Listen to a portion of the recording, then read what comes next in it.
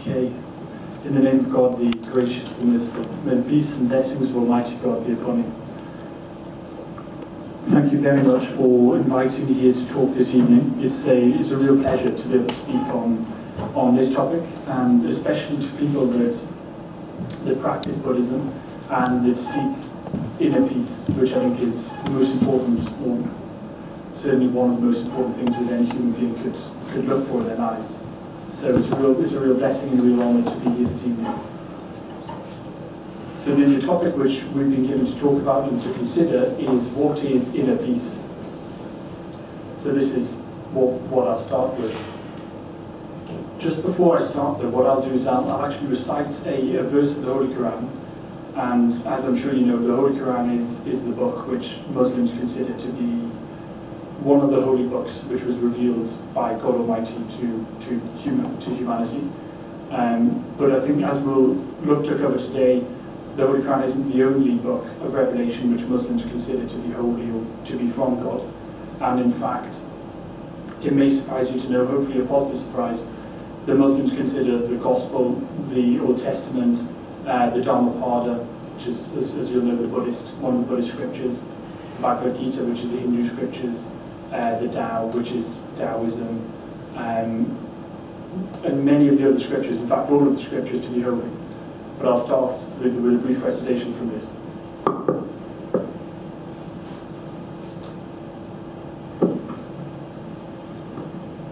I seek refuge with Allah, the gracious, the merciful, from Shaitan rejected.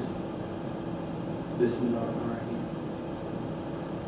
Alhamdulillahi Rabbil Alameen Ar-Rahmanir Rahim Maliki Yawmiddin Iyyaka na'budu wa iyyaka nasta'in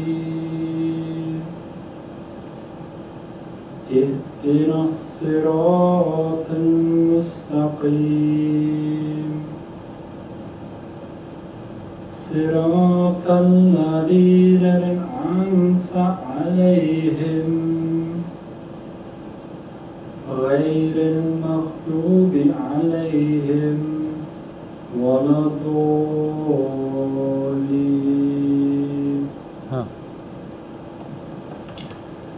So that's the Arabic.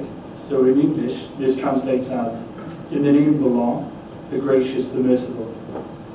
All praise belongs to Allah, the Lord of all the worlds, the gracious, the merciful, Master of the day of judgment.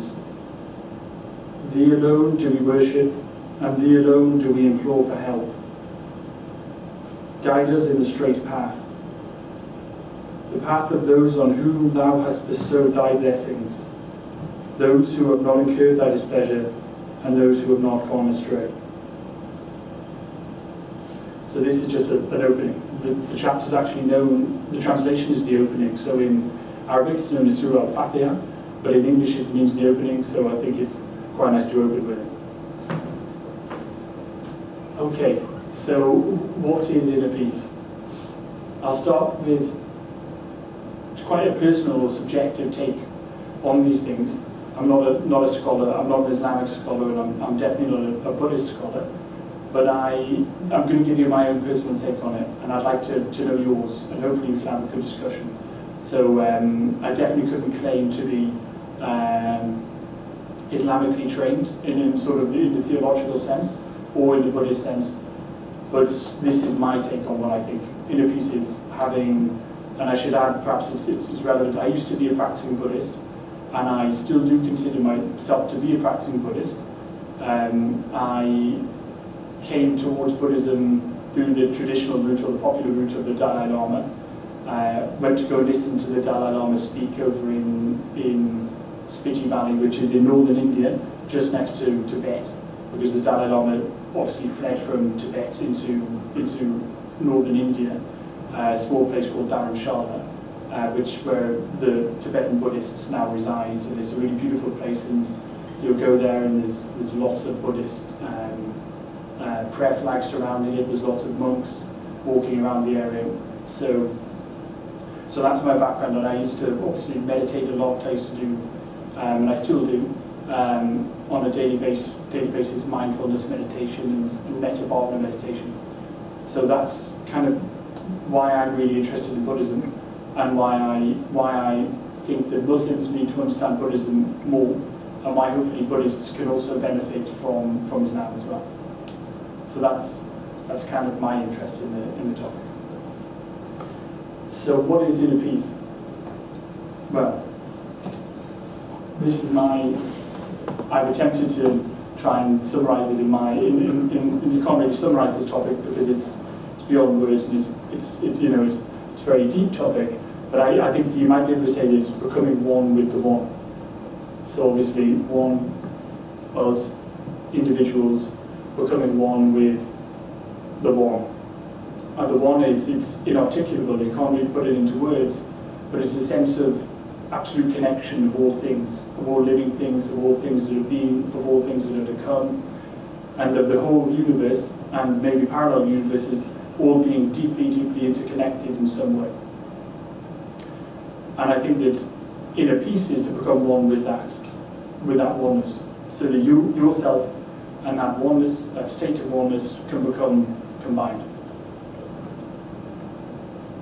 Islamically, in terms of the Holy Quran, then this is a verse of the Holy Quran which summarizes what, well, I'll read it and you can see why I think it's important.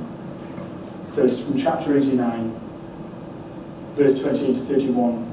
It says, O soul at rest, return to thy Lord, thou well pleased with him, and him well pleased with thee. So, going back to this earlier slide of becoming one with the one, within Islam there's this concept that there can be a unification between the soul and the origin of all things, which is Allah in Arabic, but you can call that oneness whatever you want, really. It's beyond words and it's beyond any particular language, so we can call it the one, we can call it universal consciousness, we can call it whatever we think is best to describe it, but it's this unifying consciousness which holds everything together. And according to the Holy Quran, the ultimate state of spirituality, or the ultimate state of peace, is when the soul, as we see here, attains a state of complete peace. And in this state of peace, and as a result of this state of peace, is able to come back to its origin, come back to its source, which is the source of all things, the oneness of the universe, which in Arabic is Allah. And this is the reconciliation or the unification of the soul and Allah. And it says, O soul at peace. So how can we find inner peace? This is the state of peace which is attained. Return to thy Lord. In Arabic, God is also known as peace or salam. You well pleased with him and him well pleased with you. So it's this state of complete oneness and unity between our thing that we might call the soul, for want of a better word, this thing inside of us which makes us us and distinct or unique from this table or from this bottle of water. It's my inner self or my natural self, and this returning to its origin, to the oneness of the universe, to Allah.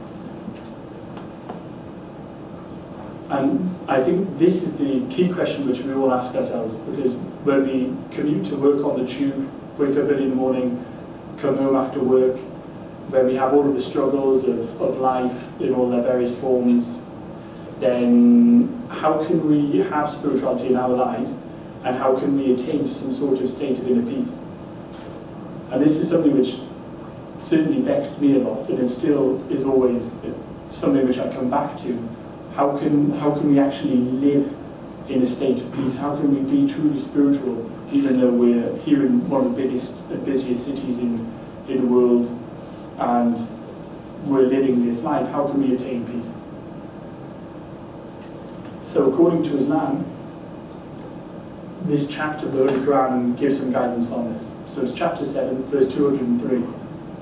In the name of God, the gracious and merciful. And do you remember your Lord within yourself, humbly and with awe, below your breath, at morning and evening. Those who are with your Lord are not too proud to do him worship. So it's a very, very deep verse, which I don't think I could ever do justice to, but there's a number of key words which I think are useful to think about and to reflect on. So there's the word which is remember. In Arabic, this is zikr, which is remembrance. And then this is one word which I think is important. And then this word here, which is worship, which comes from the root word in Arabic is abd, which is a worshipper, and it's one who worships something.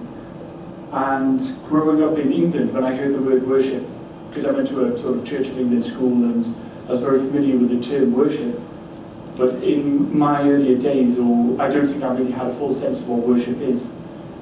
And I think quite a beautiful understanding of worship is that which is given in the Arabic language and within Islam, but also I think within all religions, is that worship is not just to put your head to the floor and say how much you think this oneness of the universe is amazing and to praise it and to sing hymns about it, which is nice. But worship is that the thing which you seek or the thing which you love the very most, that you should become one with it. And that it is, if you love it so much and if you seek it so desperately and if you want to become one with it, then this process of worship is the process of, in sort of our terms, is the loss of the ego, which is the death of ourselves, of our false created self, so that we and all of our impediments, all of our impurities, all of our toxins, which give us our selfishness, give us our ego, give us our desire, these things begin to melt away and they leave us, and we become a mirror, or we could say we become a mirror which is polished and which is shined and which is purified, so that we can reflect this thing which we worship, this oneness which we want to attain a state of oneness with. So when I mentioned earlier becoming one with the one, then this is language which in Britain we can understand. But when you say worship, then I'm not sure about yourselves, but immediately I kind of recoil at the term because it has a lot of baggage coming from a Christian background, and I think Christianity is beautiful, but quite often this term of worship can have connotations which I don't think it should have. Really what I think it's all about is becoming one with the one, is Islamically what it means anyway.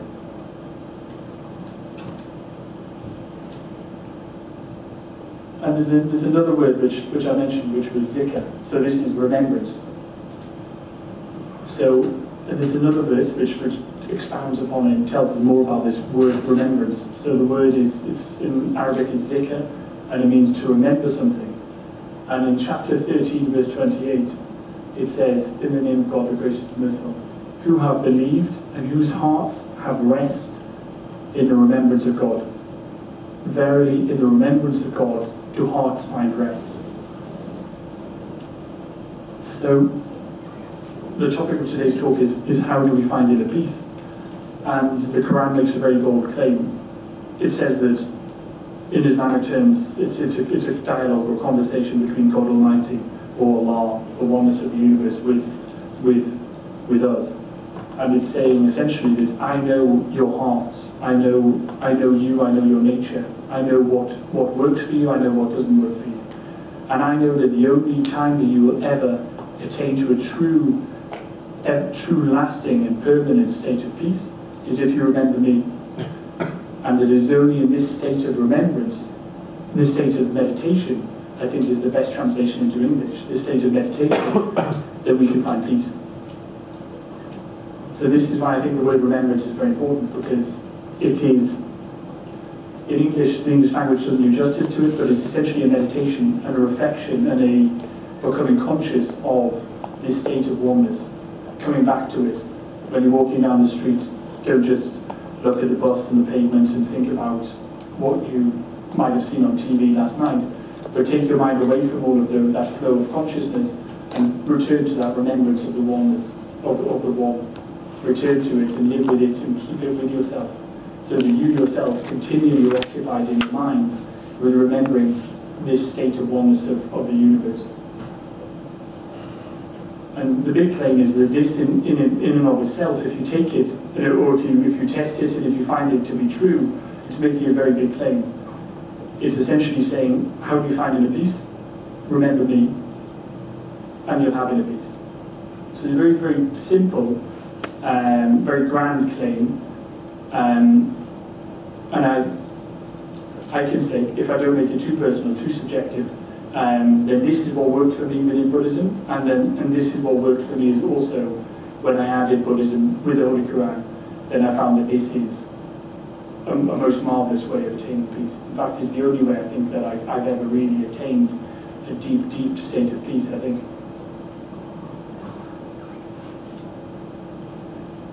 And so this is hopefully kind of the useful or interesting part of this, as well as that within Islam doesn't claim a monopoly on spirituality. It doesn't, God forbid, say that Muhammad was the spiritual messenger for mankind and that's it. In fact, it says that every single nation, every single people in the world, at every time in every century, have all received spiritual guidance. So in this sense, the Islam is quite explicit that Krishna was a prophet, Buddha was a prophet, Moses was a prophet, Zoroaster was a prophet, Plato potentially was or Socrates, I might say, was most likely a prophet. So this is this going back again, if you don't find this too tedious, this becoming one with the one isn't just becoming one with this universe, but it's becoming one with each other as well. So that there isn't this fragmentation of Christians, Jews, spirit, and all of these different religions, but it's to recognize that all of this spirituality has come from one source, and in this way it's meant to actually unite us and hold us together, and we can only feel peace in our own hearts if we're offering peace to other people. If you offer me peace and if I offer you peace, that's the only way that you can have peace. Because if I'm very happy and very content, but then somebody over here is starving on the street and is deeply suffering, then that's going to actually completely abolish my peace. And likewise, we're all connected, and that's the oneness of all of us, as well as the oneness of the universe in a sense. But what I think is useful as well is to test this claim a little bit. So when I practiced as a Buddhist myself, and my main source of guidance was the Dalai Lama. This was just my take on it. I know there's a lot of variation, diversity within Buddhism, but that was something I found very accessible, these audio tapes and some of his books. But then I decided to read some of the other religious scriptures as well. And I started with the Holy Quran, then I read the Old Testament, the New Testament. Then I think I read the Tao, which is the Taoist book by Lao Tzu, the Buddhist book, which is Dharmapada, and these are the things. And this is kind of how my journey of looking from Buddhism, but also then looking at the other faiths as well, combined. And so what I think we find when we read these scriptures is in fact that what we've just seen in the Holy Quran is not unique. It's actually just part of a much wider ocean of spirituality. And the beauty is that these spiritualities don't contradict. They're actually in complete unity, and they're one. So just to give some examples, this is from the Hindu scripture, the Bhagavad Gita, chapter 8, which is life everlasting, translated into English.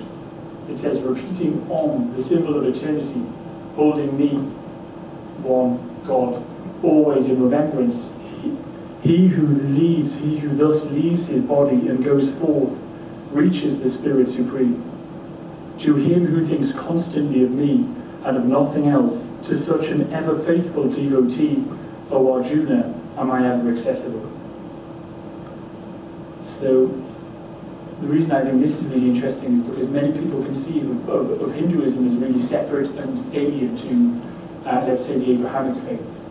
But I think the beauty of the Bhagavad Gita, when you read it, is actually the dialogue between Arjuna and Krishna, is that Arjuna is telling him many of the same things that you find in the Dharmapada, many of the same things you find in the Holy Quran. And in particular, the word which he uses is remembrance. And this is from the translation, the English translation. It's this concept of the only peace you're ever going to find is if you constantly think about me.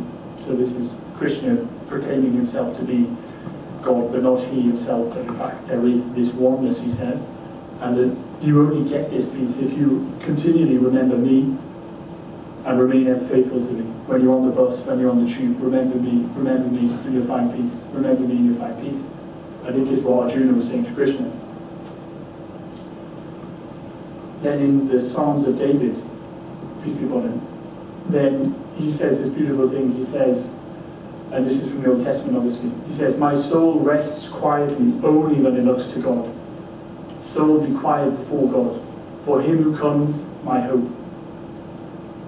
So this is really interesting and really heartwarming, because if you contrast what Muhammad said in this chapter, he says, or about the claim is that God said this to Muhammad, inspired it and revealed it, that he who have believed in whose hearts have found rest in the remembrance of God. Verily in the remembrance of God do hearts find rest. Contrast this with David, my soul rests quietly only when it looks to God. Only when it looks to God, only when it's the soul, the eyes of the soul, the spiritual eyes of humanity look towards this oneness. That's the only time when we find peace, is what David's claiming.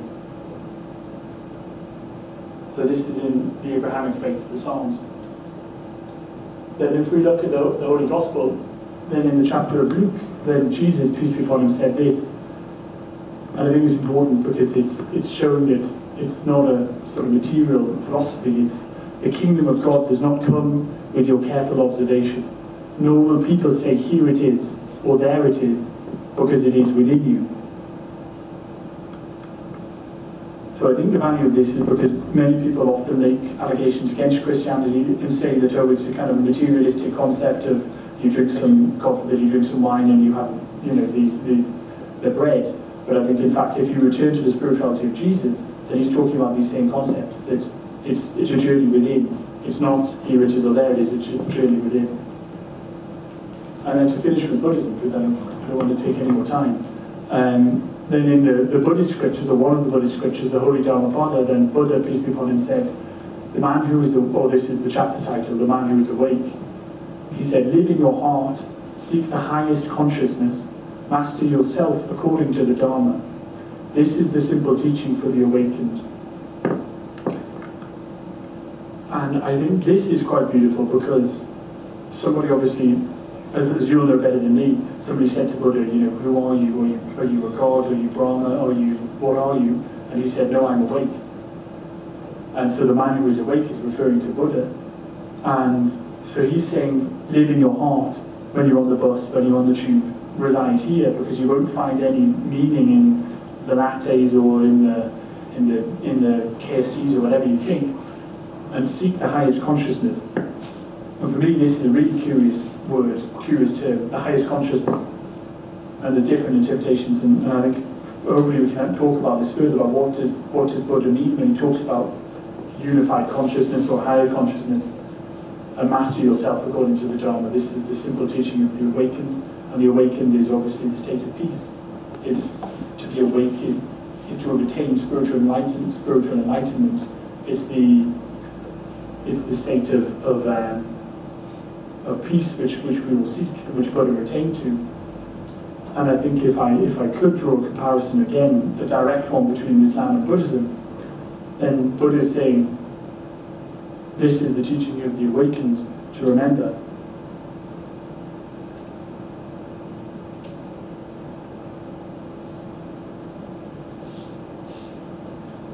Then I myself find a lot of comparisons between what he is saying and what all of the other spiritual messengers have said, which is again going back to this verse. Or I'm not sure if we mentioned this one yet. This is chapter 7, 203. Do you remember your Lord within yourself humbly and with awe below your breath at morning and evening? Those who are with your Lord and are not too proud to do him worship. So I think we haven't. I think again, it's this similar thing which we've talked on, so there's nothing new on this slide. It's just hopefully showing that there is this unity, this beautiful unity between Buddha, between Jesus, between David, between Muhammad, and that just as we seek a oneness, that in fact we can find a oneness between these spiritualities. That means that we don't need to almost pick and choose, but we can become one with the universe, become one with ourselves, become one with each other, and we can embrace all of these spiritualities. That's one conclusion which I myself came to anyway. Thanks very much. Thank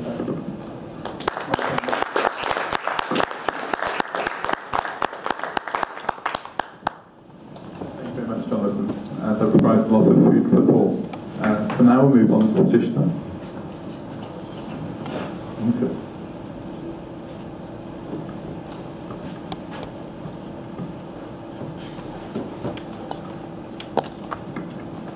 Thank you, Ben. Thank you, Buddhist Society. Thank you, AMSA, for inviting me here today to speak about inner peace. As Ben has already introduced me, but very briefly, I'd like to just introduce myself again. I'm Pratishta Khatkar, and I'm the director of Buddhism Buddha Sangha in the UK. The main branch is in Nepal, and I have been practicing Buddhism since 1998 under the tutelage of the Vidyadhara Acharya Mahayogi Sridhar Rangavinpoche. I was 18 when I started practicing Buddhism, and it's been quite a few years since. And what drew to me was its simplicity, was its most essential component of its message of loving kindness and compassion. And I think which my friend Jonathan very beautifully sort of summarized it with the Dhammapada, with most of the things that he's already said. And I'm sort of more or less going to speak about similar aspects anyway. However, what I'd like to do before I even get on today is perhaps start with a short chanting and a little bit of meditation on loving kindness and compassion. So if we're ready, the chanting that I'm going to start it's Sanskrit, and I will tell you what it means as well. It's the first chanting it's called the refuge prayer. So we're just taking refuge into the Buddha, the Dhamma, and the Sangha, and the essential meaning of taking refuge here into the Buddha, the Dharma, and the Sangha is basically to attain Buddhahood or to attain enlightenment in order to benefit oneself and those around us as well. So that is what it essentially means. So when I chant it 3 times, that is what I'm actually basically referring to. So if we can all start. Dharmam Saganotamam Sa Yavadivodim Sharanam Gatosmi Dhamadi Punyai Sakritair Mayevi Buddho Bhavayam Jagato Hitaya Buddham Sagarmam Saganotamam Sa Yavadivodim Sharanam Gatosmi Dhamadi Punyai Sakritair Mayevi Buddho Bhavayam Jagato Hitaya Buddham Sagarmam Saganotamam Sa Yavadivodim Sharanam Gatosmi Dhamadi Punyai Sakritair Mayevi Buddho Bhavayam Jagato Hitaya.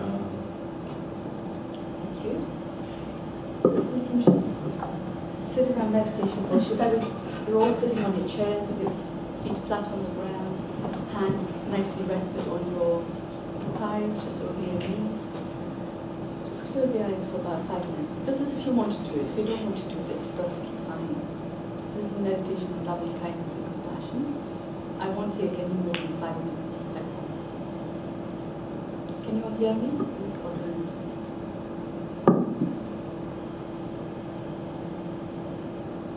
So what I'd like you to do is just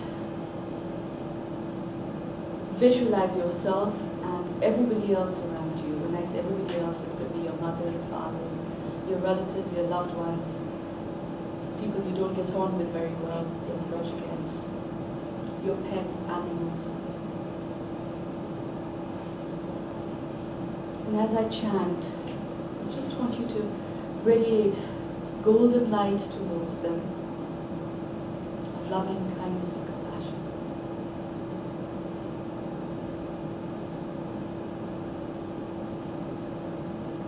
May you be happy, you have all the causes of happiness. May you be free from suffering and all the causes of suffering.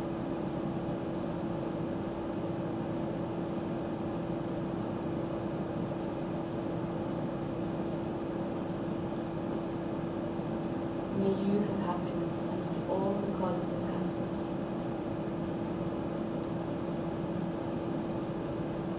May you be free from suffering and all the causes of suffering.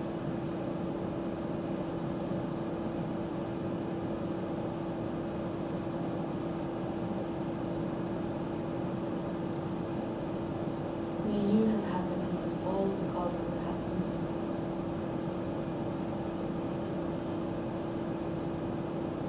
May you be free from suffering and all the causes of suffering.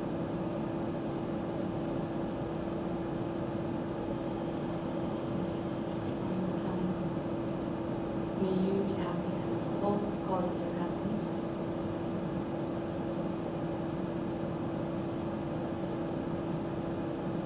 May you be free from suffering and all the causes of suffering.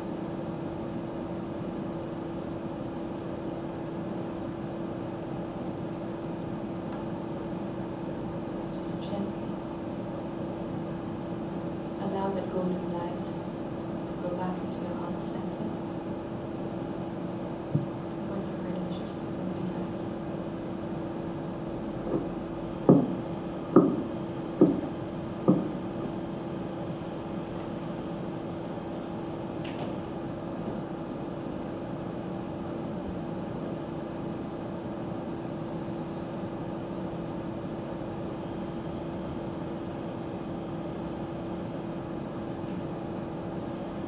And that is essentially the message of the Buddha. I think Jonathan pretty much spoke about spirituality, about what inner peace means, and I'm sort of heading more in that direction as well. When I say this is what the Buddha meant by the term, may you be happy in all the causes of happiness, may you be free from suffering and all the causes of suffering, is essentially the innate quality that we have within us to be happy, to be peaceful, and also to be able to radiate that happiness and peacefulness to those around us. But we seldom forget to do that.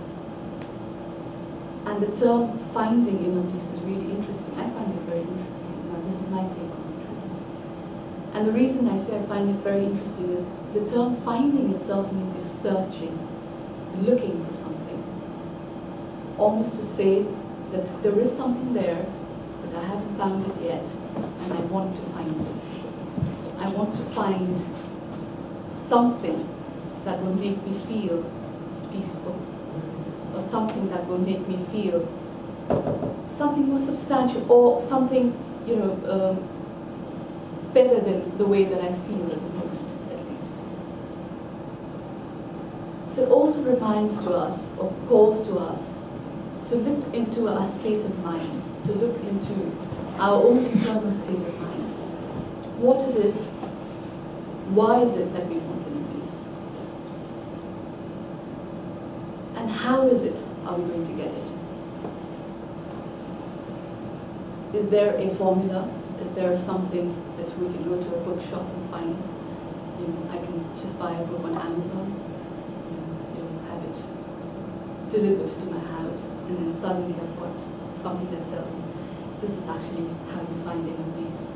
Or is there a pill called nirvana that you can take overnight, wake up in the morning, be enlightened? I don't know.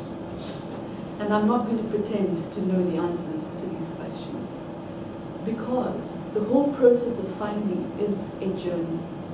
It's an internal journey. It's not one that has a ready-made recipe or an answer saying, open this bottle of water, drink it, and there you are, you found peace. But it entails a level of commitment. Commitment to yourself, commitment to those around you, to look for the answers within, not without. To search within, rather than trying to objectify it outside of you. You see, In my other life, I'm also a psychotherapist. And it's really interesting when people come to me, clients often come to me, and then they come with a purpose and a reason, because they come with a purpose and a reason to find a solution to their problems. A solution, seeking to find ways at least, in terms of how they can get rid of their suffering, whatever it is that they're actually experiencing, at that moment in time. And it is not, and their level of suffering is not something that I can personally perhaps say it's my experience as well. It may not be. It's not necessary that I may have that experience. But for me to be sitting there, to be listening to somebody over a 60-minute session, something happens. Some form of transformation takes place within that space. Regardless of whether I say a word back to them or not, something happens in that process. And this process, it's a very beautiful process, and it's a very spiritual process. And often we don't want to say it's a spiritual process. So, no, I don't want to do anything to do with spirituality. It's, I just want to, get things out of my way and get away with it. But it's actually a very spiritual process, because it's about you. It's experiential. It's your subjective experience. Not something that, if I'm experiencing something, an emotion, I can't go out there and say, hello, you're probably experiencing the same thing as I am. And the other person might be able to relate with the experience and come back to you saying, I understand what you're saying. But the degree of experience will always vary with each individual person. So the question is, does that mean that the whole idea of peace perhaps means different things to different people? It could very well do. It could mean different things to different people.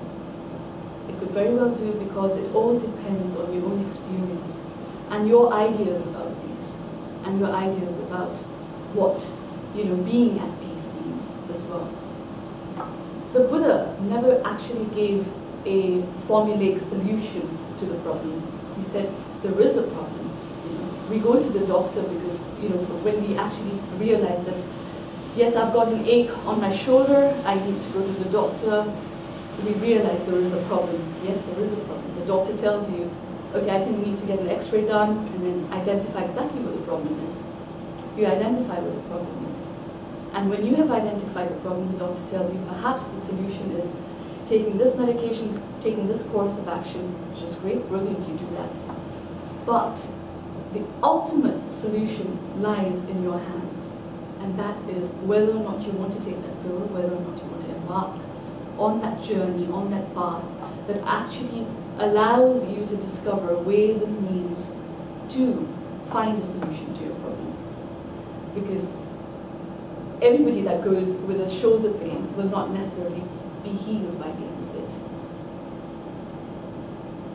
One person may go into the doctor's room and may come out feeling absolutely fantastic. Another person goes in and comes out, probably says, I'm sort of 50% there, but not fully 100%. And yet another person might go and say, it didn't work for me at all.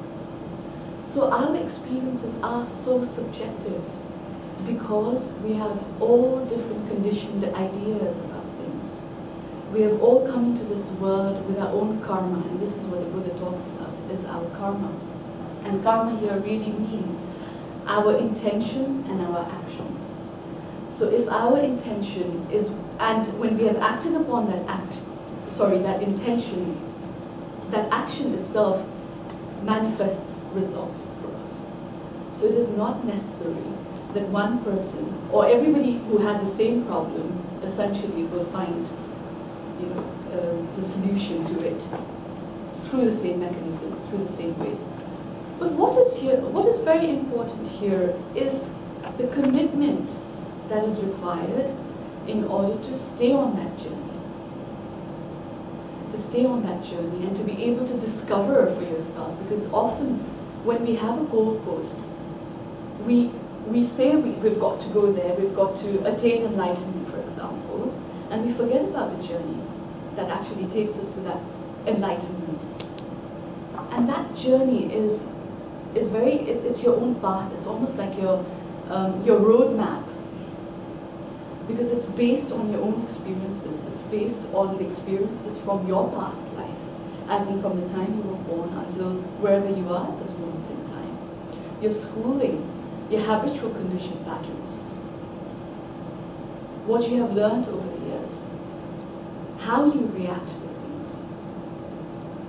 And until and unless you do not actually identify those habitual patterns and actually realize and understand that it is this habitual tendency that is making you react in a certain way, you're not going to be able to change anything or to transform.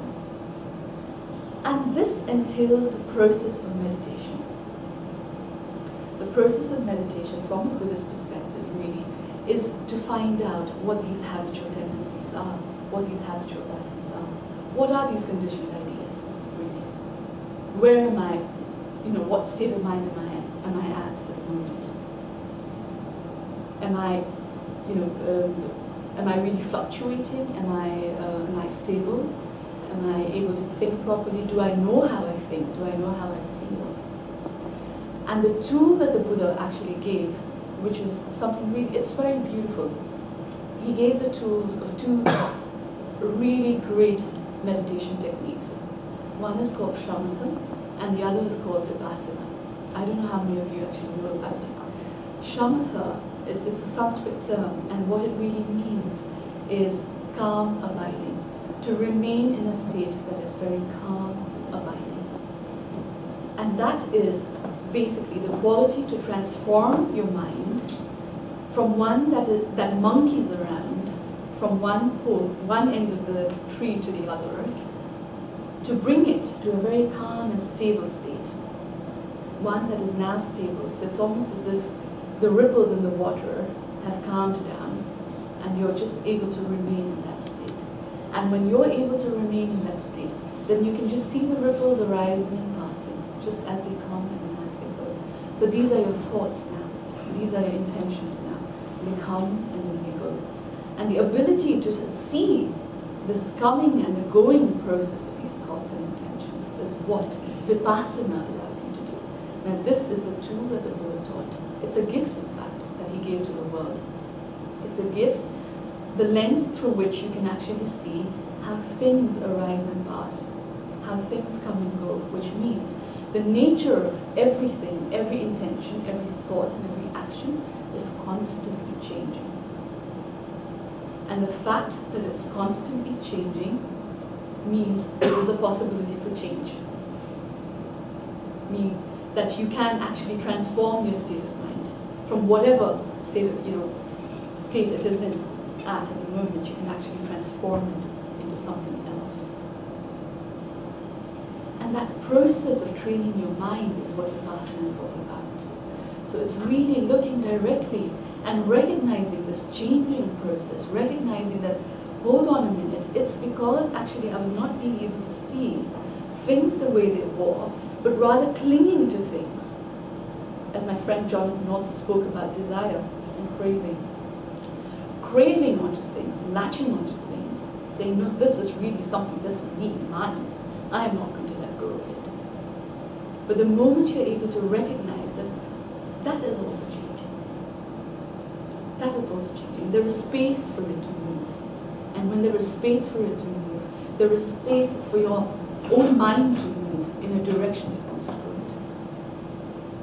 And realizing and understanding that it is due to different causes and conditions that these different states of mind actually arise.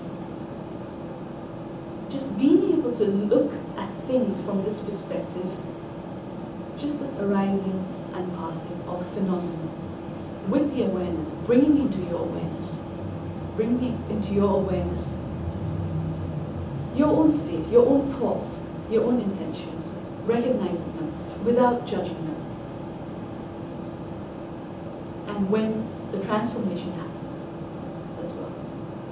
Because your reaction to things is definitely going to change. Because you're most like somebody who can step back and, if you're used to, for example, feeling very angry or feeling very emotional about things, reacting to things very emotionally, just stepping back and being aware of that moment and just recognizing where you are, what is it that is happening there. is it really a fixed state that I can do nothing about, or is it something that I can change? You have a choice over there. And being able to wear the glasses, the spectacles, the lenses, and looking through it allows you to clear your own lenses, allows you to clear your own lenses so that you can actually see through, have a much more clearer perspective of things. And when your reactions change, that is when real transformation takes place in you. And when real transformation takes place in you is when you are really able to go out there and now really say, actually, I understand where you're coming from to the other person. And perhaps give the other person that space and that opportunity to change as well. And just accept that person for who he or she is. And it's, you know, it's in my own life experience, I've had this experience. I've had difficult relationships. It's been a journey. And when I say I'm a Buddhist, I'm not perfect. Because Buddhists are human as well. Because you see, people have this tendency to sort of stereotype Buddhists as saying that a Buddhist must be very calm and positive, you know, a monk or a nun, etc. And it's a stereotype, I tell you, because the energy that is required to go through this process is intense. Because day in and out, as you're meditating, you are experiencing yourself. You are experiencing your deep, hidden emotions. That is usually not visible to the world outside. But it's visible to you, and it's your naked experience. But as you move through this process, there's a beautiful outcome as well. It's, you know, as they say, but this is a very, it's a beautiful example of a lotus, because a lotus blossoms in muddy, murky water. And we, with our own defiled emotions and afflictions and obscurations, are like that muddy pond of water initially. But when we begin to recognize our own innate quality, and this is the innate quality that the Buddha talked about, is each individual's potential to become a Buddha, to attain enlightenment, to be able to see this quality, is when the lotus really blossoms out. So this feeding process, it's not like, you know, you can't say, I don't want the muddy, murky water. No, no, no, I'm just going to have the beautiful lotus. That's all I want. Because if you ignore the muddy water, you can't really have the beautiful lotus. Because it is acknowledging your emotions. It is acknowledging your feelings, your thoughts, and your intentions. Because until and unless you're not aware of them, there's nothing to transform. If you're not aware of your anger, your resentment, your emotions, whatever they are, how do you know what it is that you need to transform? So the entire process of at least Buddhist meditation, or what the Dharma teaches, is really to look inside you, to sit back, to develop that endurance, to develop that patience with yourself first, to recognize your own potential nature, to be that lotus, to be that beautiful lotus that can blossom in a muddy pond. So you don't necessarily have to actually go away and become a recluse. You can practice in the race, you know, the kind of rat race that we live in London. The chase, the constant chase. We wake up in the morning, going to work, you know, buying our coffees and running around. I do the same thing. I do that twice a week. And then just being, so as long as you are in that state, in that qualitative state, that rich, spiritual, nourishing state, and being able to accept all those challenges around you, is what will really bring about the transformation within you. And to recognize that within yourself and to recognize that elsewhere as well is extremely important. And that is the whole process of loving kindness and compassion. Because when you recognize that in yourself, you open out to those around you. Your relationships change because your perception changes. And when your perception changes, the world around you changes. And I think that's how I would like to end this brief talk. Thank you.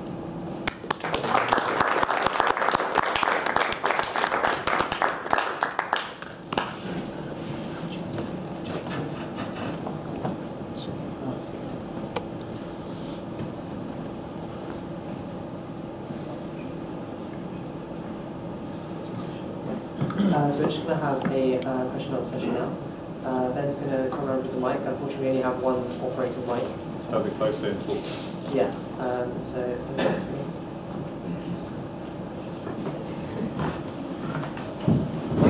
So who would like to start? There's a question.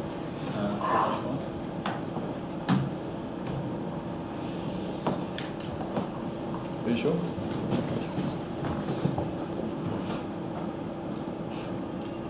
Hello? Yeah. How would Islam, thank you very much for your talk as well, both of you. How would Islam then deal with the rising emotions and dealing with those through the one or through him, Allah?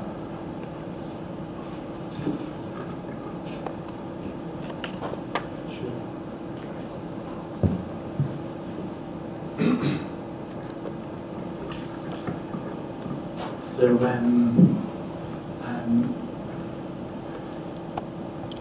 I guess there are many different answers which could be given, but I think the important thing to do is to somehow ally the theoretical, or the scriptural, or the theological with the practical, so that you practically have a sense of what you would do. So let's say an average day. I mean, I don't want to be too personal, but I can only think of it to some extent in terms of what I would do. So let's say, or let's say one person, a young man who has a challenge. You said a sort of an arising of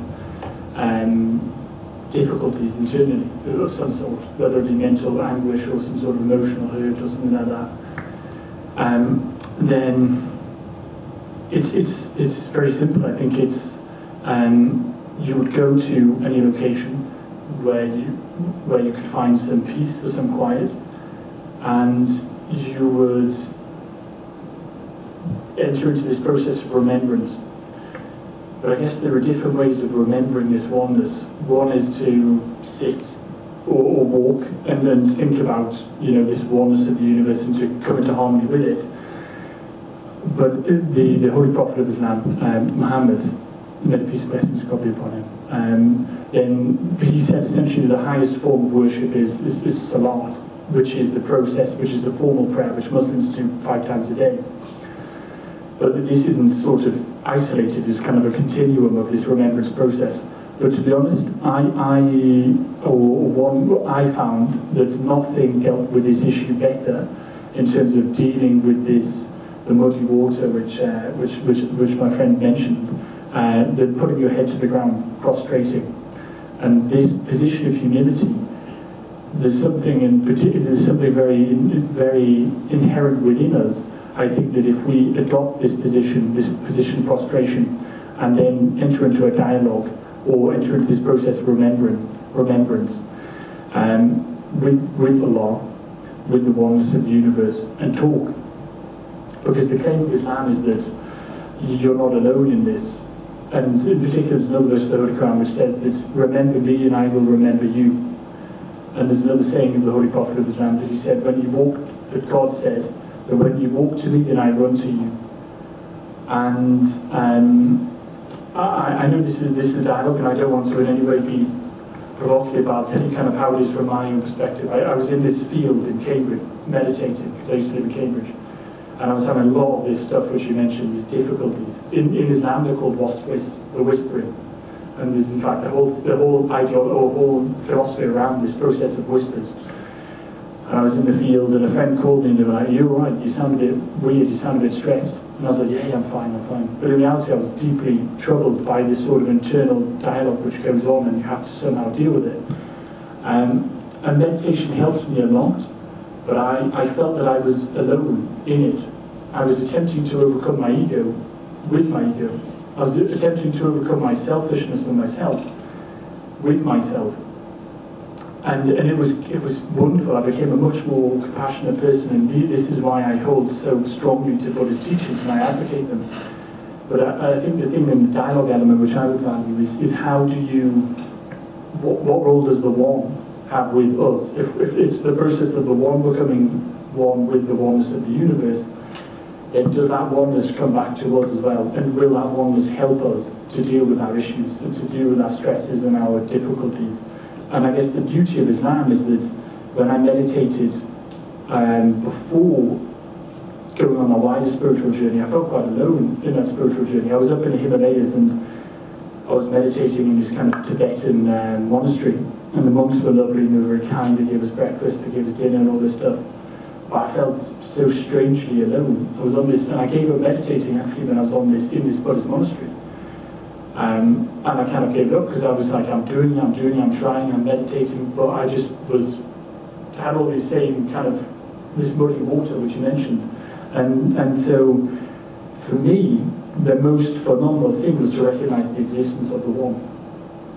And for me, that's the key ingredient. And in fact, that without recognizing or defining personally what is going on here, how on earth is it that I'm walking through this building? That I even exist?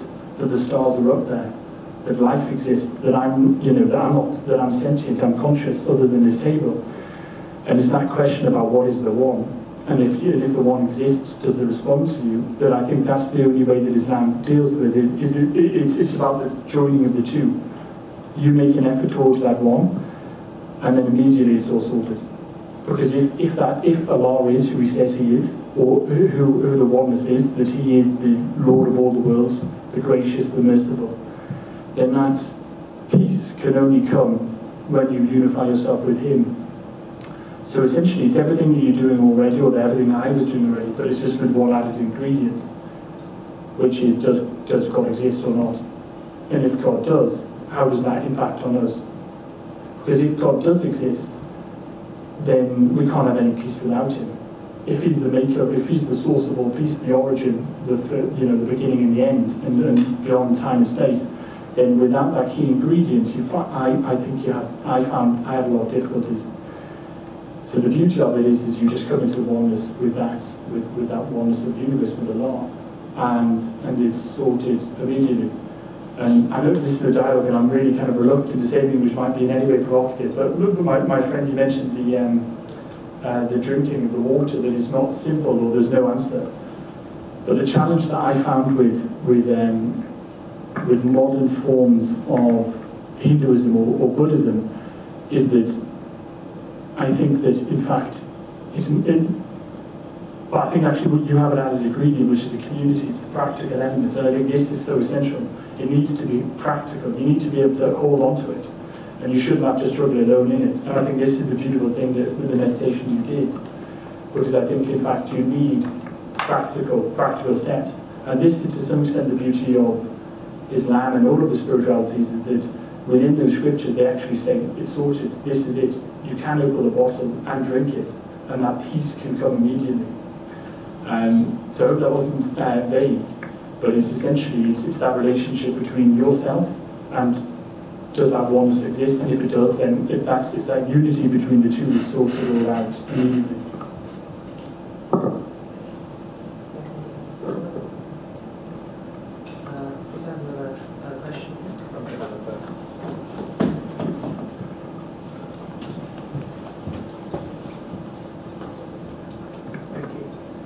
This question more towards Jonathan. I think you've touched upon it slightly. But in your talk, you mentioned all the similarities between all the past religions regarding all prescribing this remembrance of God. My question then would be to you then, what is the need of Islam? If, for example, the previous religions, Christianity, Hinduism, Buddhism, all prescribe this, so what role does Islam have?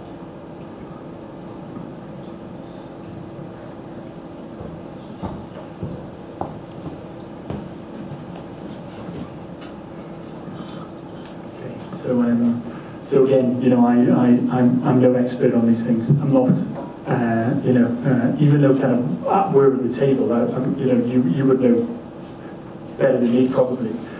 But it's nothing new. It's nothing unique. The claim of Islam is that it's the same teaching which Buddha brought, the same teaching which Jesus brought, and that it's just this unified, natural way. That it's just the natural way of humanity, and it's just getting back into that. The challenge I found is that the claim of Islam is that in that origin all of these spiritualities are one, and that they're all perfectly in unity and in harmony. But I guess, how do you find them in their pristine state now in this day and age?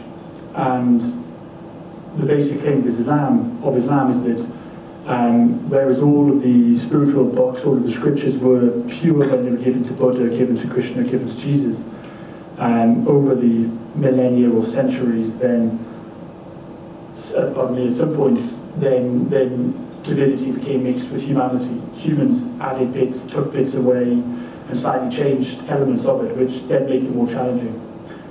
Again, this might seem kind of, this is just my perspective, but for example, I wanted to know who was the real Jesus. I wanted to discover Jesus. But I didn't feel that a lot of the practices of the modern form of the church were in keeping with the gospel. And I found that in fact these practices of talking of meditation or of a deeper spirituality which the gospel talks about was more in keeping with Jesus' teaching than some of the holy sacraments in the modern church. So Islam is essentially saying that it clarifies and it brings Buddha's teaching to us in the 21st century, and it brings Jesus' teaching to us in the 21st century. It's not really about Muhammad, it's about Buddha, it's about Krishna, and it's saying that this is what they taught, and I'm just going to bring it back to you again.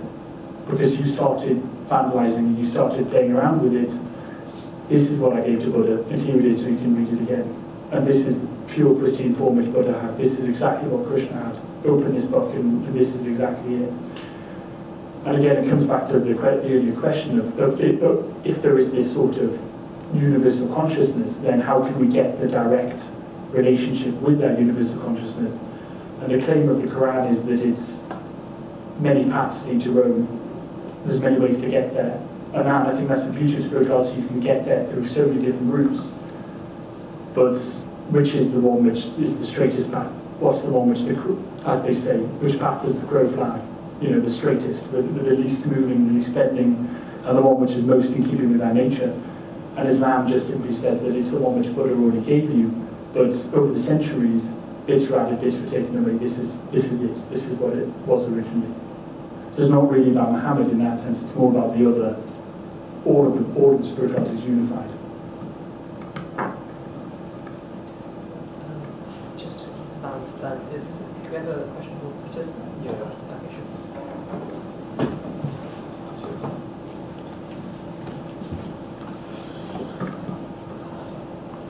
Okay, thank you very much for your talk, Buddhist, and Jonathan as well. Jonathan talks a lot about the higher power. I'd like for you to explain that concept in Buddhism, if there is that concept. Is there a higher power? Is there someone that's listening to us? Just tell us about your concept of God, if there is one. I'd like to hear that.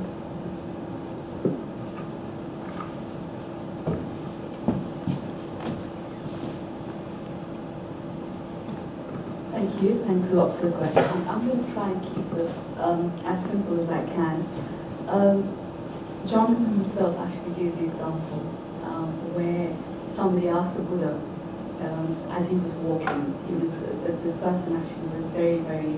He looked at Buddha and then he found him very beautiful. He found him extremely beautiful. He said, "I want to know who you are." And he actually walked up to him and said, "You look extremely divine. Are you a god?" And he said, "No." "Are you a human?" He said, "No." "Then what are you?" He said, "I am neither a god nor a human. I am a Buddha." So his fundamental principle of what Buddha means is the state that is free from suffering, which is completely free from suffering. That is, and here suffering means defined emotions and obscurations, negative emotions, rather. So one who is able to recognize that, one who has actually attained a state where he or she is completely free from that state that actually binds one to the cyclical existence, web of suffering, is one who is a Buddha. So he clearly mentions in it. But having said that, he does not deny the concept of God. He does not deny the concept of God. In Buddhism, the fundamental understanding of the realms are such that there are 3 higher realms and 3 lower realms. There is the 3 lower realms, for example, is the realm of the hell realm, the realm of the hungry ghosts, the animal realm. Then you have the human realm. Then you have the demigods and then the gods. Right? However, the concept of creator is really different from any of these. The concept of creator, according to Buddhism, because Buddhism actually is a philosophy which is founded on the understanding that everything that occurs, everything that happens, is due to causes and conditions. So it does not really recognize the fact that there is somebody out there who's actually created. That is the Buddhist idea of it. That is where Buddhism stands. Thank you very much. A question on that as well.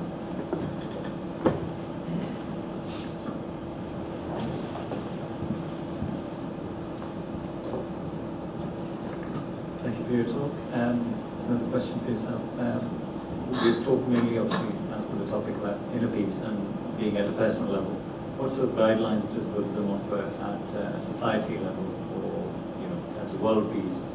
So, for peace at large, what sort of guidelines does Buddhism offer?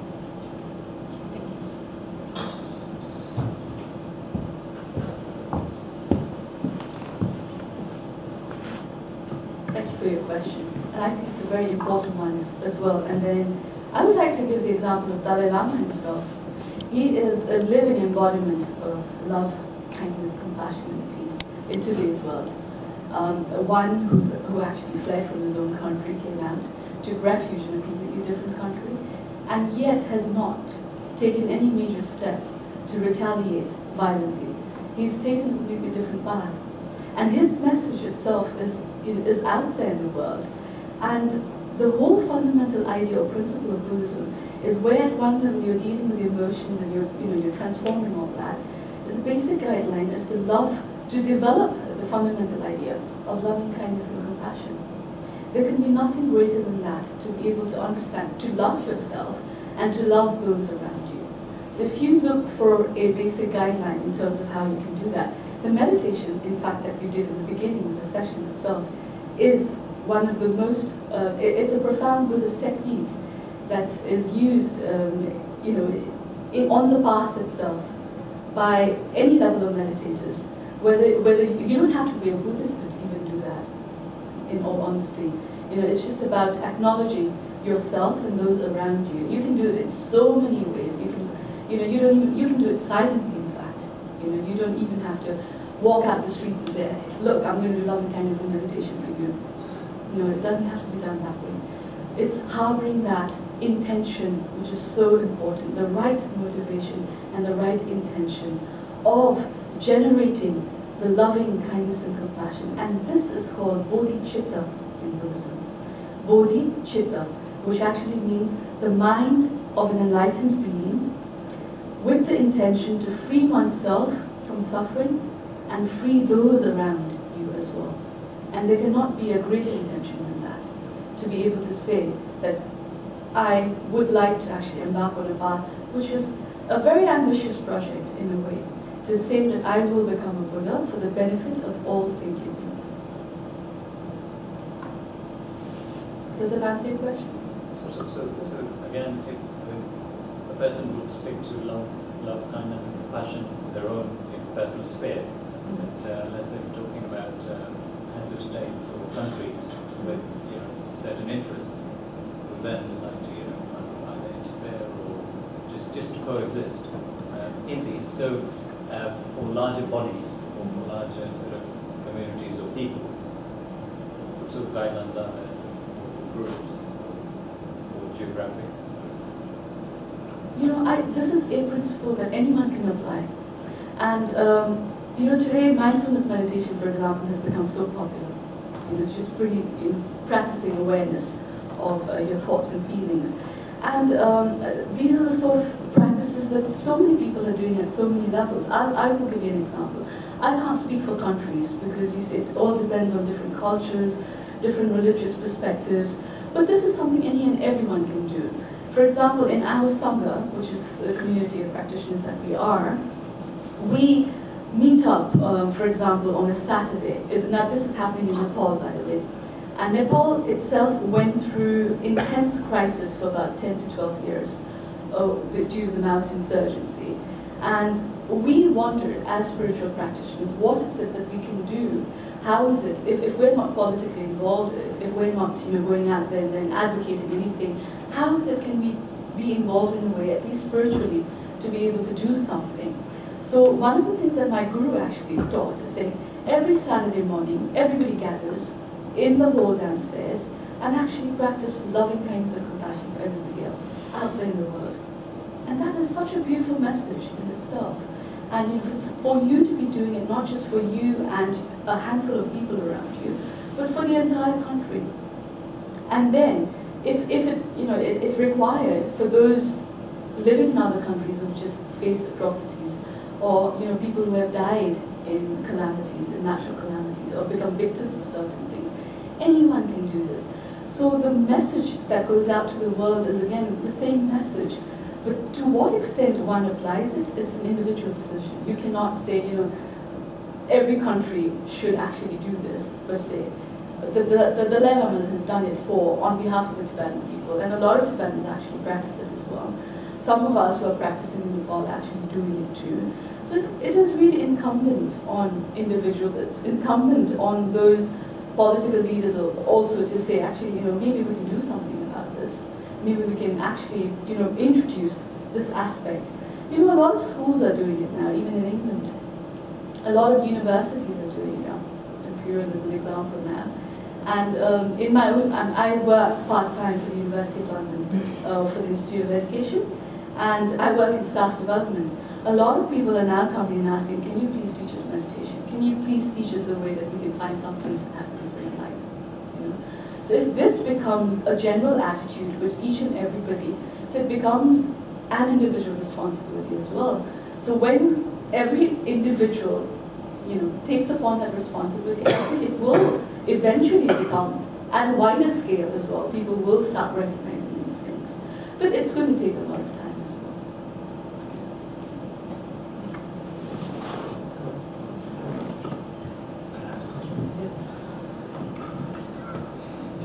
Can I ask a question?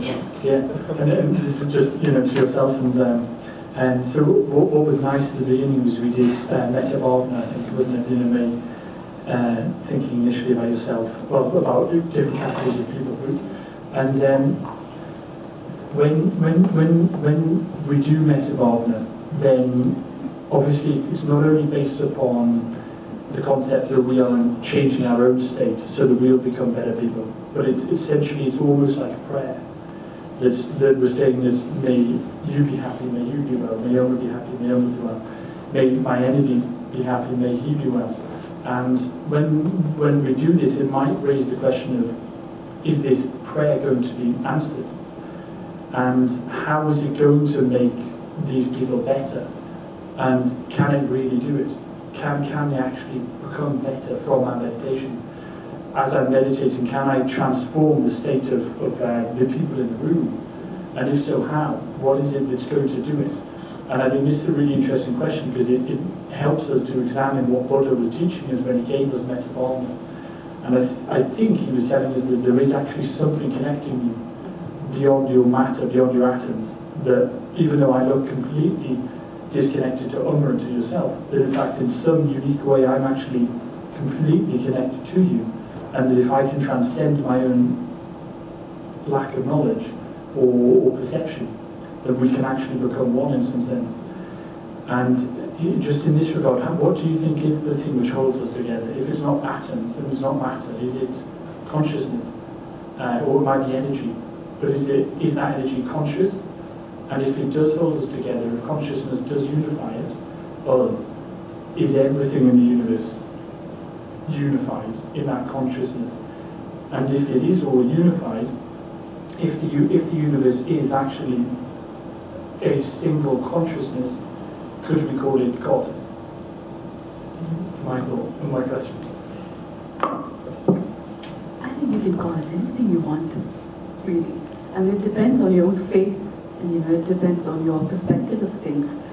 What is most important? You talked about the unified energy or unified consciousness. It's not that Buddhism doesn't believe in a consciousness. We do, because if it didn't believe in a consciousness, I would not be here speaking to you. You could not be listening to things. What it says is it's not a single consciousness that is out there. but rather it's your own sense perceptions, your sense perceptions that perceives, that sees things, that senses things. All this is your experience. And all this is basically phenomenology, if you want to use that term, your own experience, that is also constantly changing. And when that is constantly changing, there is definitely room or space for change to take place, not just within yourself, but around you as well. So for example, if by doing metta bhavana, for example, if I am able to transform my negative state of mind into a more positive state of mind, there is a change in perception in the way I think about other people, the way I think about, let's say for example, Ben. And if I was very angry and upset at him, and if I constantly did metta bhavana, there is some sort of changing, shift taking place within me because I'm able to accept that emotion, perhaps a bit more. I'm not saying perfectly well, and then it's all done and dusted with, but to some extent, then likely my reaction to Ben is going to change. If my reaction to Ben is going to change, his reaction towards me is going to change too, because he may not perceive me in the same manner as he did before, perhaps. And it is this subtle level of change that is constantly taking place. And this change is taking place in a, at a conscious level. It's not taking place at some sort of a different sphere or a different location, but it's actually happening to you. It's within your own space. And so Buddhism technically, it does not say like what it does. Basically, it does not say that there is no consciousness, but what it states is that it's not something that is outside of you. It's you. It's within you. It's your experience of things.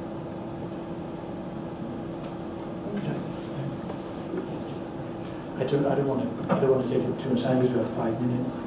Is it okay to come up with another question? Yeah, sure. Yeah? I've never done a dialogue before. No, but this is very interesting. I haven't either. Okay. Because I think in the sense of interconnection, I wonder whether Buddha was actually talking about more than just our own consciousness being separate from each other's consciousness. And some of the other Buddhist writing talks of a sort of a who's the Buddhist monk who currently lives in France in Plum Village?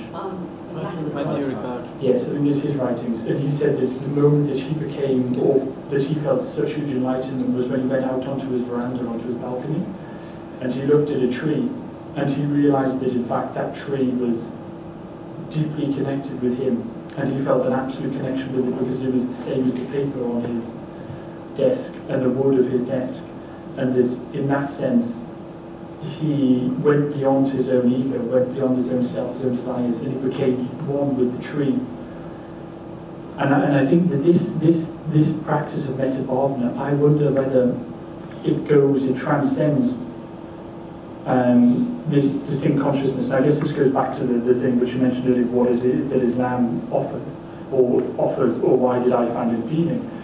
Is because I find within Buddha's writings this very much a reminiscence. He talks about higher consciousness, and I wonder if Buddha is in fact talking about that not only will I transform myself and me being a better person will transform yourself, but in fact if your consciousness is actually connected with mine. And I think, I wonder if that is possible, and I think this is what you mentioned in terms of the Quran, that I think when you read the Bhagavad Gita next to the Dhammapada, then Krishna reinforces Buddha and Buddha reinforces Krishna in a way that they actually tell a common story. And I wonder whether we can go back through the Buddhist scriptures to rediscover Buddha, and whether Buddha in fact was saying even more the more we think he might be saying now, but in fact that he was talking even of a more exciting journey than what we might think. And I think that process of rediscovering Buddha is a really exciting one.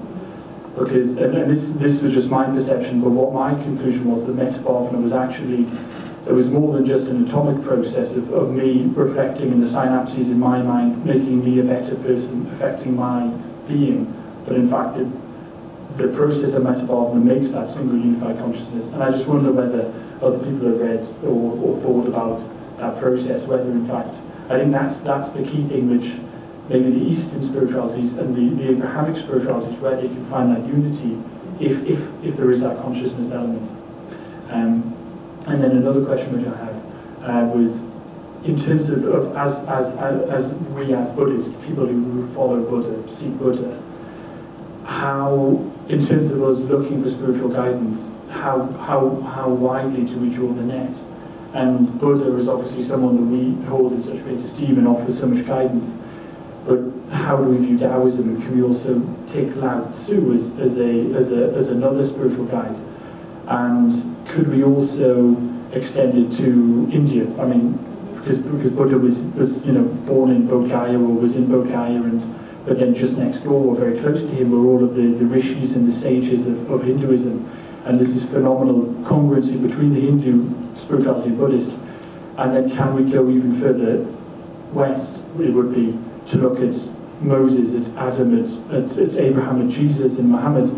And just from kind of the Buddhist angle, what are your thoughts on other people who've claimed to offer that spiritual guidance? And is there a possibility for Buddhists, we as Buddhists, to say that I will accept Buddha, but I'm also going to find my guidance in all of these guides together? What are your thoughts on that?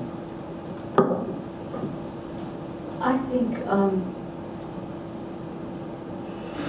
this is a personal one in some ways, because you see, the decision whether you want to follow the Buddhist scripture or any other scripture, you want to go beyond, or you want to follow both, and likewise so many others, is a very personal decision.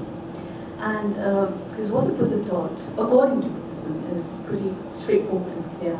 So as is with Islam, and so as is with Christianity, and so many other different religions and spiritualities. And you have your own guidelines, you have your own conduct, you've got your own processes, etc. I am not very well educated in those fields, so I'm not going to pretend to know the answers to your questions. Something that the Buddha said is, in his teachings, is that there are 84,000 different kinds of mind states. And this was his own realization in the process. 84,000 different kinds of mental states. That means 84,000 different kinds of experiences that we all individuals will be having. So none of us can be identical to the other. We may have similarities, but we may not be identical to the other. But that doesn't mean that none of us have the good, okay, fine, I don't have that identicalness with the other person, means I cannot become a Buddha. What he said was everybody can become a Buddha, and everybody has the potential to become a Buddha, because the idea of becoming a Buddha itself is not bound by sort of social or cultural constructs, but rather with the idea or ideology, if you want to call it, or the principle, basically, that it's a state of mind which is free from suffering. And that in itself is letting go of your ego. What he talked about Matthew Ricard experiencing, what he did experience with the trees, etc. So that when you have dropped your notion of craving, or your craving on or latching onto something that you're holding on to so strongly, it is not necessary for you to hold on to anything so concretely anymore. So the space between you and me itself is no more there in terms of that duality. Now this can go into a lot of philosophical detail, which can take a lot of our time and so on. But what I'm trying to say is that there is no the other and the I. Because in his examination, he couldn't find the I. He couldn't find this eternally existing I that we so latch onto, saying, or the ego, the eternally existing ego that we so hold on to, saying that really exists. So when that facade is dropped, there is no difference between me and the other. There is no difference between, where is that line that you can draw and say, this is the distance between you and me? Even, between Jonathan and me, for example. Where is that? Where is the line that we draw and say, hold on a minute, this is actually where we are separate. So in that sense, it is the ego. It is the ego that is actually dropped. But it is not transcending of going beyond, but it's simply recognizing the nature of that ego. The nature of that ego being this fluid process, this fluid potency, the naturalness of it just moving. It's just like the river moving in forward direction. It does not have to be pushed. It just simply flows. And this process, or this flux, or this flow that you would call, is what is actually essentially happening between two human beings as well, or in exchanges as well. But we fail to recognize that. Our failure to recognize that is because we cling on to things as me and mine, my experience, I, me, mine. So his perspective on it, or the Buddha's perspective on it rather, or Buddha Dharma perspective on it, is so long as we are clinging on to things as me, mine, I, then we're not really, we haven't really attained the state of Buddhahood. In order to Or do you find it as a zero? If you know, and I hope I've been able to explain that. I hope I understand it correctly. One thing I'd just like to briefly mention is Buddhism doesn't talk about that the ego does not exist. It says the ego does not really exist. And there's a very fine difference between not existing and not really existing. Because if we said not exist, you and I wouldn't be here today. Yeah? And biologically we wouldn't be able to function either. But it brings a different perspective, which is not really existing. And this not really existing, in one sense, it talks about oneness. It's not denying that, but it talks about it not in a way that it's eternal, or not in a way that it's nihilistic, nothing exists. Because it talks about it in a way that it does not really exist. And when we say it does not really exist, means that it is there, but it's not really there. It's like an illusion. It's like an illusion. So it's not an illusion, but like an illusion. And this like an illusionness is really basically, we see things, we experience things, but the moment we latch onto it, saying it is really eternally existing, binds us to samsara. That's what it says. But the moment we recognize here the reality of it as being constantly changing, the phenomena constantly changing and arising due to causes and conditions, then there is no reason for it to be eternally existing. That is all it's trying to say. So when you look at it, it's not saying that there is no oneness. Like I said, where is the distance between you and me? But all it's trying to say is that it's not about not existing. Then you're going towards a very nihilistic position, and Buddha never taught the nihilistic position. He never said it's zero. When he talks about emptiness, it's about not really existing. And a lot of people think when he talks about emptiness, that means it equates to zero. It's actually not zero. In fact, you could equate it to infinity. You can equate it to beginningless and endless almost. Because if there are various causal conditions that in order for something to arise, there has to be a causal condition for something else to be there as well. So you can't have a corn cob without the seeds, or without actually pouring water on the seeds, or without the sunlight. You can't just have a corn cob just appear, out of nowhere. So looking at things from that perspective is what it was trying to do. It's basically fundamentally trying to talk about, rather than saying that nothing exists. And I know this is a much, we can go on about this, but it's a very interesting debate as well. I know where you're coming from about it as well, but it is a very interesting thing. There are so many examples one can give. I mean, like I said before, the river doesn't have to be pushed forward. It naturally flows. And it's that flux of the river. Just recognizing it. Actually, when you don't hold on to it and you just allow it to flow naturally just the way it is, that's what it is. And if you want to speak of oneness in that terms, yes, so. I'm just aware of time, so maybe last 5 minutes or so, if that's okay with the speakers? Yeah, sure. Yeah, we can go on about it. Yeah. No, I agree in many ways, and I think in fact that what's very good, yeah, do I have to wrap up? No. Oh, okay. Just you used words which are actually identical to those which are used in the Quran. I think you said it's an infinity or the infinite. And that's another word which the Quran uses for God. I believe now, I might be checked on it, but He is the infinite. And you said that the beginning and the end. It's very similar in a way to, I think, the deep spirituality of Jesus when He talked about the Alpha and the Omega, which is in Greek, obviously, but He talked in Aramaic, but it's talking about the first and the last. And I think that too of an Islamic interpretation of Buddha, if I could do that, or to, I guess a Muslim would say, in fact, that this Islamic interpretation of Buddha is what they would consider to be what Buddha said, is that I think in a sense that when Buddha talked about that state of reality, that the ego doesn't exist or doesn't really exist as a matter of perception, I think he was talking about, just as you said, the first and the last. And if the ego or any of it, just as you said, the corn cob, where did it come from? It must have come from somewhere in some sense. And obviously these things they're illusionary, because underneath this, it doesn't look like this if you really know what it looks like. I'm not a scientist, and we're an Imperial, so they'll tell us better than me. But really, there's a lot going on under there that we can't see.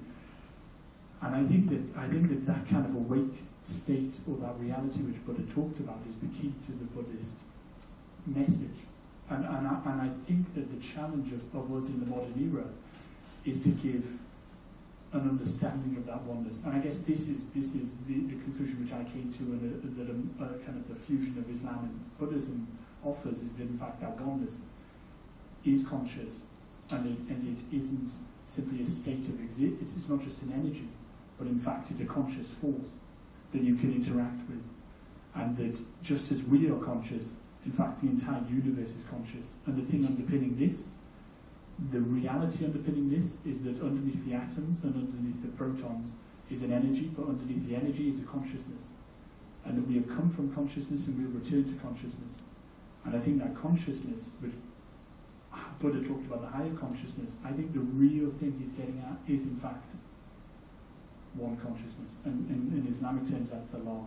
But as you said, you can, and in fact there's a verse of the Quran, it's a beautiful verse where he says you can call me Ar-Rahman, which is the gracious, or you can call me whatever you want, essentially. To him are the most beautiful names, and it's beyond names. But I think the key thing, and it goes back to the question you asked, how do you overcome this state of unrest which every human being experiences, is to just basically retrace our steps, to work out what our matter is made of, to work out where all of that unrest is coming from, and what's the origin, what's the reality underpinning all of it. And therein lies the solution, I think. And Islamically, an Islamic understanding of Buddha is that, in fact, he was just talking about that consciousness, or that unity of consciousness. Sorry, I'm aware we can go back to questions for a bit. Just the last. Is that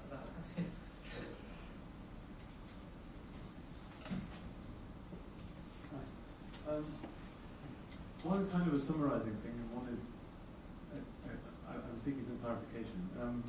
It seems that you seem to present the idea of a purely internal journey, whereas Jonathan seems to present the idea of an internal journey whilst having an awareness of an external being, and that journey internally leads one towards that external being. That seems to be the sense that I'm getting. And the one question, the thing that's really sort of been playing on my mind, I keep hearing about the absence of suffering.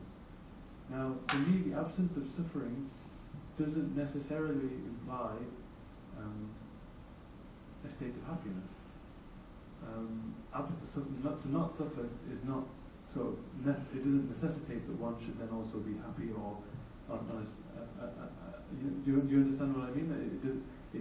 It's the absence of the negative, but there's no presence of the positive.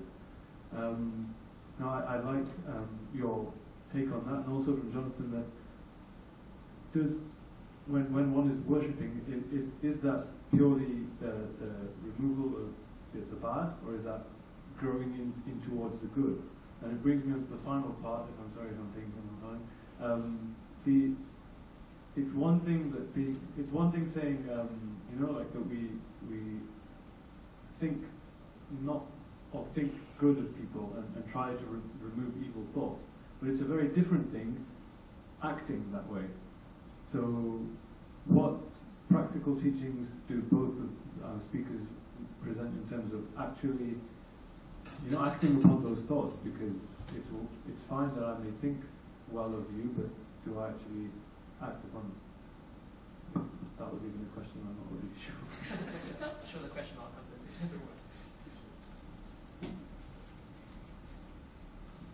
So just for the last question, I may just summarize for our speakers. So the question was, how do the respective teachings respond to the idea that the absence of suffering is merely the lack of the negative and it's not the presence of the positive?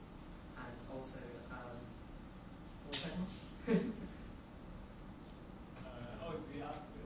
How does that translate to your actions? So how does your internal translate to your external? There was the second one as well. I think you should have, if there are any practical elements in terms of how, what actions you can take. I think the first thing was more of a comment in regards to one purely an internal journey, whilst one is an external journey. You get into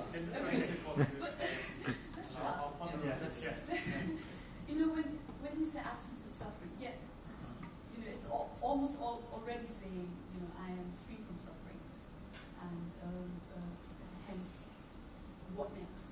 In one sense.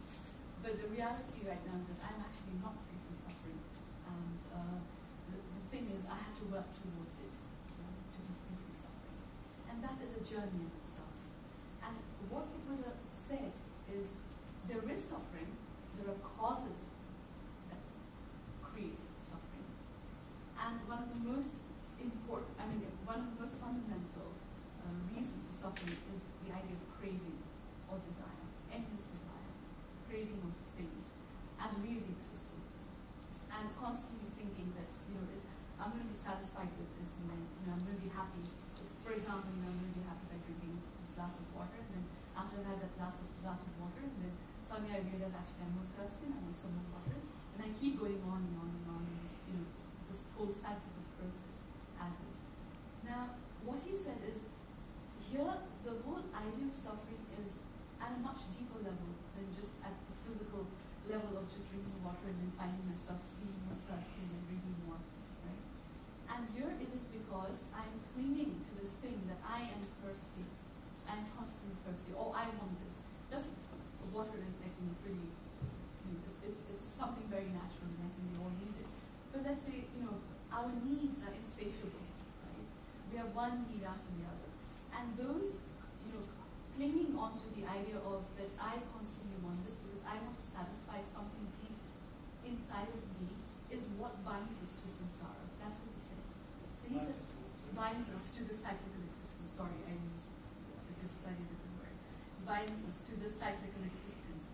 And this cyclical existence is one that continuously, it's like going round in circles.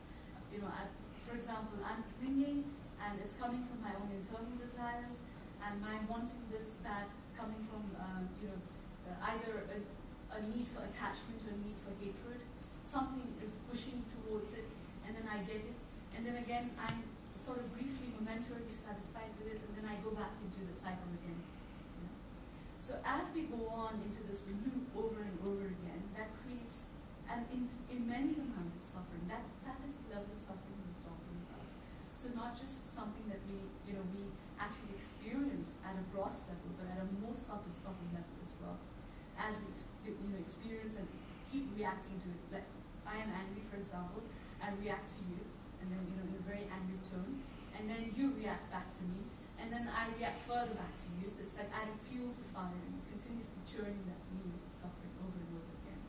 Now here, the whole fundamental principle of Buddha Dharma is to rely on meditation practices, rely on mind training, in order to be aware of those levels of emotions that we experience, or levels of thoughts that we experience, so that we are aware of them, and then we can slowly, by developing mindfulness towards them, our reactions are changed. So it is not that the absence of suffering happens overnight. It takes a lot of training, over a period of time in order for us to even, recognize it in the first place, and to be able to actually put some, effort to change it, and to change the reaction towards something, right? And when you have changed the reaction towards something, so if I am less angry, surely there's something else happening there. I'm not going to pretend to be completely happy, but surely something positive is happening, right? If I am less angry, surely something positive is happening there. Are you sure? Yeah, simply there isn't a sum total of feeling that always has to be present. Just because you're not angry, it doesn't necessarily mean that some other feeling is taking its place. You're not constantly feeling the same amount of emotion constantly, right? Yeah, no, you don't have to. Yeah. But isn't that a positive state, a better state to be in than to be in an angry state? I definitely agree. And then once we remove all of the anger, then that's for you to answer. Or is that the thing, is it breaking that cycle is the aim? Once you break that cycle, breaking that cycle is that is the end. Yeah, absolutely. Breaking that cycle is the end. Breaking that cycle. When Buddha talked about the path that leads to the end of suffering, he was essentially talking about breaking the cycle. Okay. Is that the same? Is that useful to answer the second question about how that translates into the external as well? So well, I don't think his question was about the internal, so that he was making a statement about it. But yeah. There were the two parts. The first part, thank you very much for clarifying. But then the second part was that just because I feel less angry, or that certain emotions have been, or I think about love and compassion, it's a very different state to actually showing love and compassion, actually acting upon that, right? Developing feelings and performing actions are two very distinct states. I mean, from a personal experience, I know very well certain things affect me badly, but then being able to avoid them is a completely different ballgame. And to what end does one work when one is trying to avoid that evil? I think this is something about practice itself. Until and unless you're not sitting there and then making a conscious effort to do it in your meditation practice itself, you cannot really bring about any sort of change. And at least in Buddhist practice, from a Buddhist perspective, it is about experiencing. It is not, if you don't experience it, you don't really know whether it's happening or not. So if you're actually not sat there doing metta bhavana as we did before, how do you know that any transformation has taken place? So it is a very experiential process. It is a very, very internal journey. It's a very internalized process. And that's the reality of Buddha Dharma as well. It is relying on your own internal emotions to see them, to watch them. And that only comes over a period of time through mind training. And so it is dependent on meditation practice. It's completely dependent on meditation practice. So it's not a state that you can attain overnight per se. Let's say, okay, I might harbor feelings. Just because I harbor feelings, that's it, and I go to work and continuously harbor feelings, say, well, I'm not going to be angry at my boss, and someday I might achieve that. But here, the effort is really, really important. The effort that you are making, even to change your intention, is really important. So the effort you're making at doing that is really, really important. And Buddha Dharma really, really actually emphasizes on that. The effort that you take to train your mind to develop this positive state is really important.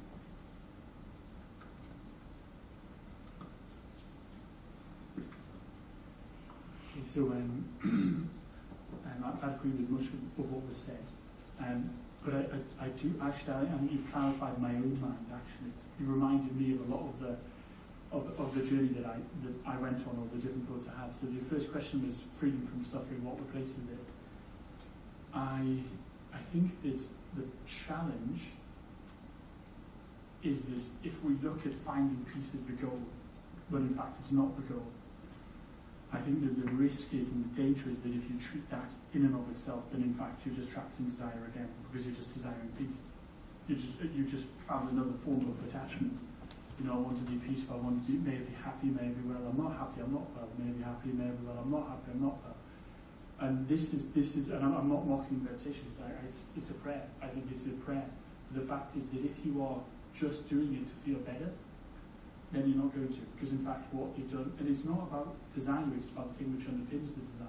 It's the ego, and it's the ego which is the absolute beast, which rides you roughshod. Because that thing will take you anywhere it can if you have any form of desire. So I think that if peace isn't the goal, if peace isn't the purpose of the objective, then what is? And I think that essentially it is to, how best to say this, the risk of peace is that it's the branch, not the root, and there is the root underneath it. And the root is, the question is, does the root even exist? And that's the elephant in the room to some extent. And that's the elephant in the room in spirituality nowadays. Because I talk to my friends and I say, what are your thoughts? And well, I'm spiritual, not religious. I say, what does that mean? They say, I'm spiritual, but what does it mean? And well, I love people, I'm kind, I'm peaceful, I'm thoughtful, I'm nice. I agree, but is that the end? Just to be a good guy and then you die? Is there anything underneath it? And I think the thing which is underneath it is just the question of, is there anything underneath it? If there is something underneath it, then that's the goal, that's the object, that's the purpose, to attain in that state of reality and that state of peace. Sorry, that to become one with it. So I think the risk of seeking peace is that you just attach yourself to it. But I think in reality the object underneath it is to seek the pleasure of Allah, to seek oneness with the inherent, with the universe. But in particular to say that if this consciousness exists, then I don't want any of my rubbish, meager, petty, rubbish little egotistical consciousness. I want to be free to be one with that consciousness. I don't want to have to rely on my own very limited intelligence, my own very limited sense of humour or wit, or to rely on myself anymore. I want to just rely on that consciousness. And this is what Buddha was talking about, I believe. When he was talking about getting rid of the ego, it's not get rid of the ego and then you look around and go, whoa, burn. It's in fact that you're there. You are part of that consciousness now. And I think that the ego is the obstacle between us and that. But it's not to attain peace, it's not to feel better, and those things happen, but they're byproducts, they're not the cause. The cause is the root, and the root is the reality of the universe. And to this extent, it does require us to go a level beyond what I think Western spirituality requires of us. I think there's this taboo subject, which is, can we ask why questions? Why do I exist? Why am I here? Philosophy used to look at them, but we don't look at them nowadays. Science asks us how and what. But I think that underneath all of this, there is a reality, there is some sort of truth. And if you find that truth, then that's the purpose